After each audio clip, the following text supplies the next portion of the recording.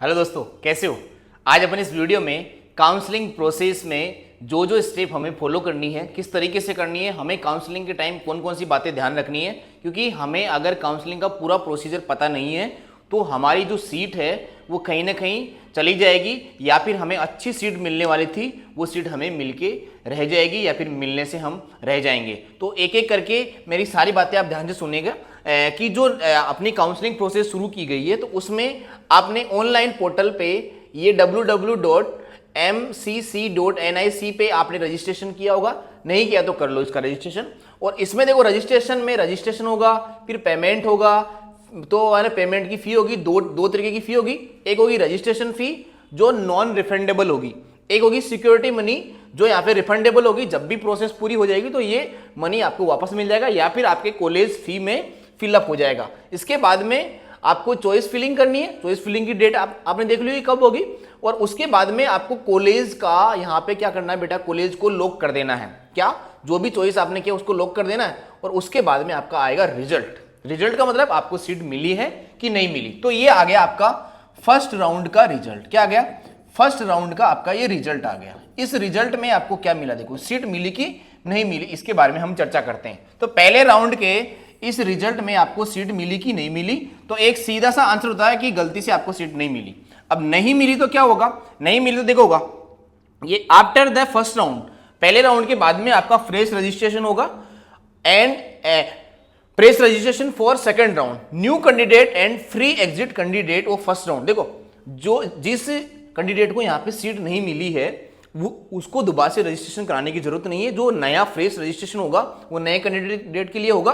और इसमें जिसने फ्री एग्जिट लिया है, जैसे मैं यहाँ पे बता देता हूँ कि फर्स्ट राउंड में अगर आपको सीट मिली है तो सीट पे आप क्या कर जाओगे, इंस्टीट्यूट में जाके एडमिशन फॉर्मेलिटीज जितनी भी होगी वो सब कंप्लीट कर लिया। कंप्लीट करने का मतलब क्या हुआ कि आपने क्या किया, कंप्लीट करने के बाद में आपका मन किया कि नहीं नहीं यार मुझे ये जो सीट मिली है अच्छी सीट नहीं है, मैं अपग्रेड करके अच्छी कॉलेज लेना चाहता हूं, इसलिए आपने अपग्रेडेशन लगा दिया सेकंड राउंड के लिए। तो सेकंड राउंड के लिए आप क्या हो गए, अपग्रेडेशन में एलिजिबल हो गए। अगर आपने कोई प्रोसेस नहीं की कि आपको सीट तो अलॉट हो गई लेकिन आपने कोई फॉर्मेलिटी फॉलो नहीं की, मतलब आपने क्या लिया है, आपने फ्री एग्जिट लिया है। फ्री एग्जिट का मतलब है कोई भी प्रोसेस फॉलो नहीं करना।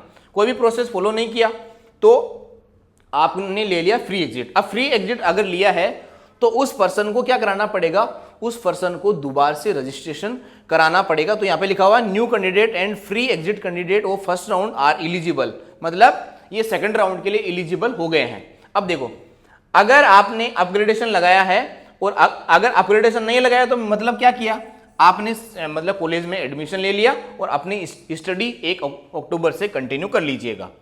अगर आपको सीट नहीं मिला है तो अब आपको क्या करना पड़ेगा, नए स्टूडेंट वहां पे करेंगे registration. Already registered candidate of first round no need to new registration, नया रजिस्ट्रेशन करने की जरूरत नहीं है। मतलब कुल मिला के आपको अब सेकंड राउंड में आ जाना है। अब सेकंड राउंड में क्या होगा, सेकंड राउंड में फ्रेश रजिस्ट्रेशन भी होगा, चॉइस फिलिंग होगी और सेकंड राउंड का रिजल्ट आएगा। फर्स्ट राउंड में जिसने अपग्रेडेशन लगाया उसके लिए भी कुछ ना कुछ रिजल्ट आएगा। तो क्या रिजल्ट आएगा, देखते हैं आगे चल के क्या रिजल्ट आएगा।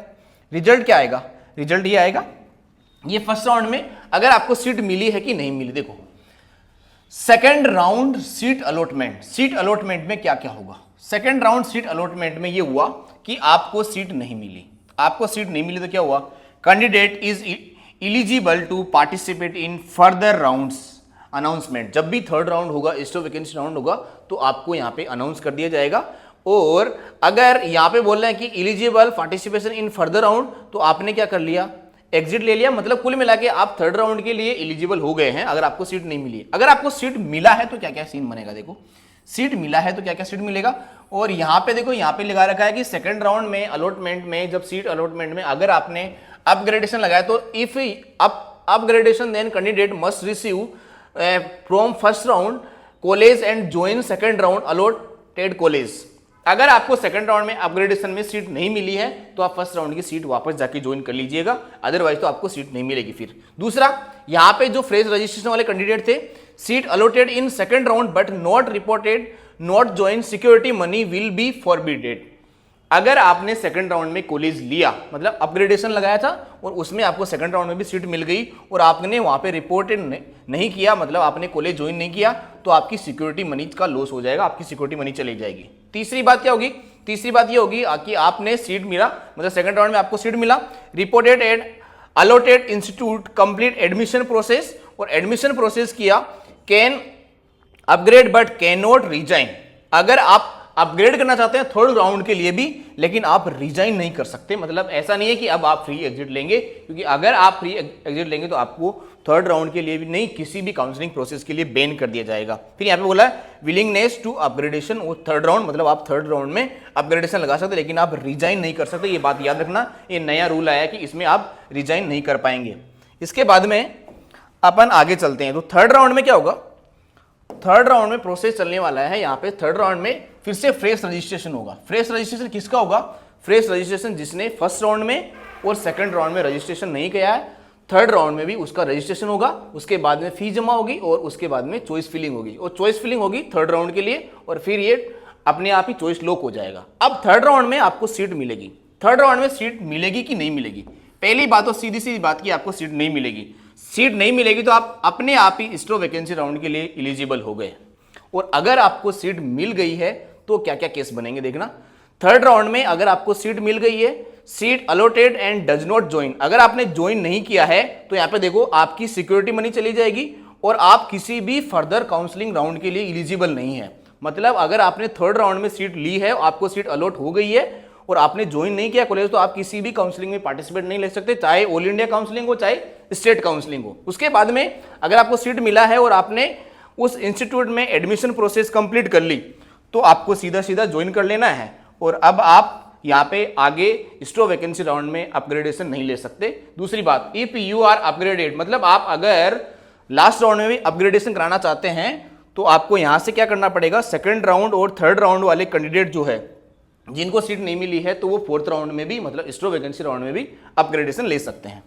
लास्ट वाली बात और देख लो, लास्ट वाली बात यह है कि स्टो वैकेंसी राउंड में क्या होगा, यहाँ पे फ्रेश रजिस्ट्रेशन यहाँ पे भी होगा। देखो पिछले साल यहाँ पे फ्रेश रजिस्ट्रेशन नहीं था, लेकिन अब की बार स्टो वैकेंसी राउंड में भी आप फ्रेश रजिस्ट्रेशन करा सकते हैं। सेकंड राउंड के कैंडिडेट, थर्ड राउंड के कैंडिडेट, जितने भी कैंडिडेट है वो फ्रेश रजिस्ट्रेशन करा सकते हैं और चॉइस फिलिंग करेंगे।